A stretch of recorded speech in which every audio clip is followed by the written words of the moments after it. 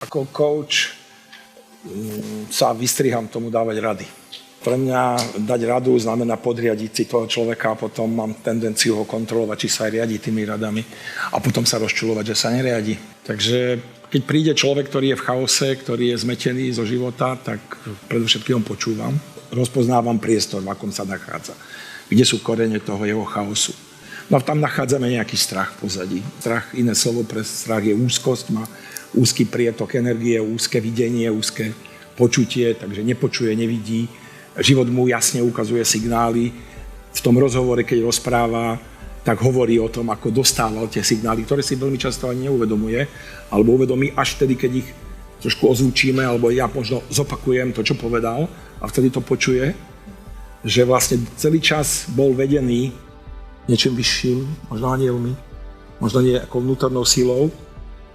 A keď to počuje, už nepotrebuje rady, lebo vie.